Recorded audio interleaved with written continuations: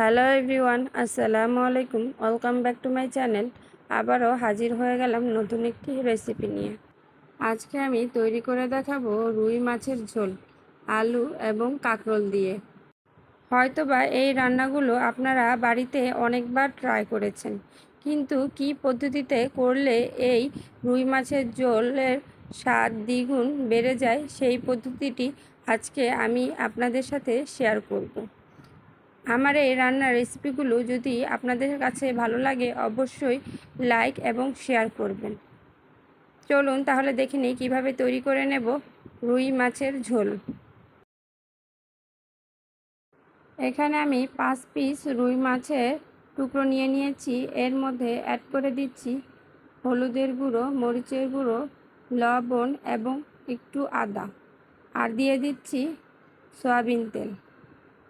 এই উপকরণ দিয়ে আমি কিছুক্ষণ এই মাছগুলোকে মাখিয়ে রাখবো। আর নিয়ে নিয়েছি কাঁকরোল।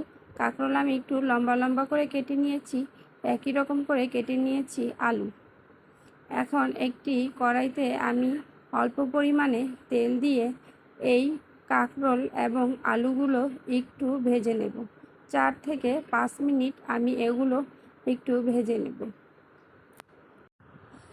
আলু এবং কাঁকরোলগুলো ভেজে নিলে এর স্বাদ বেড়ে যায় দ্বিগুণভাবে।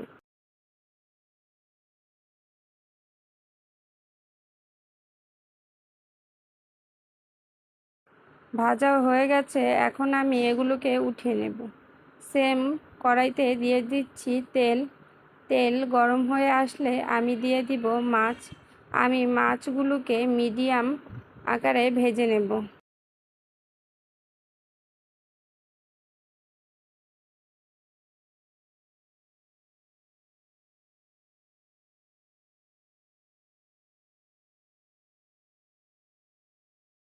মাছগুলো ভাজা হয়ে গেছে, আমি এখন উঠিয়ে নিচ্ছি।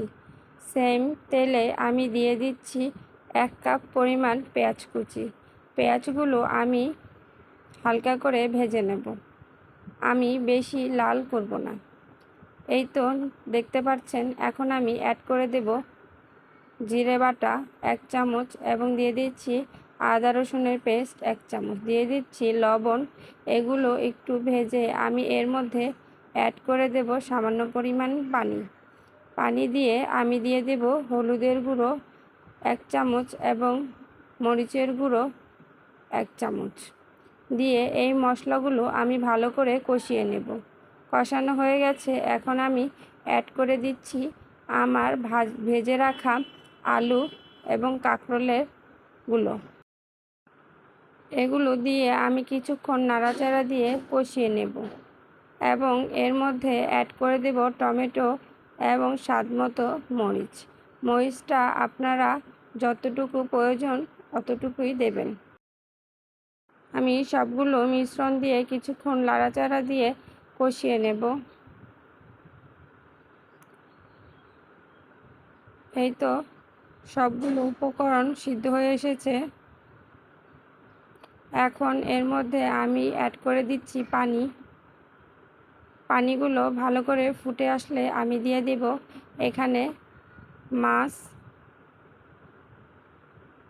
যখন পানিগুলো প্রায় শুকিয়ে আসবে তখন আমি অ্যাড করে দেব ধনেপাতা। এই তো তৈরি হয়ে গেল আলু এবং কাঁকরোল দিয়ে রুই মাছের ঝোল। এই রেসিপিটি আপনাদের ভালো লাগলে অবশ্যই আমার চ্যানেলটিকে সাবস্ক্রাইব করবেন আর পাশে থাকা বেল আইকনটি প্রেস করে আমার পাশেই থেকে যাবেন। আল্লাহ হাফেজ।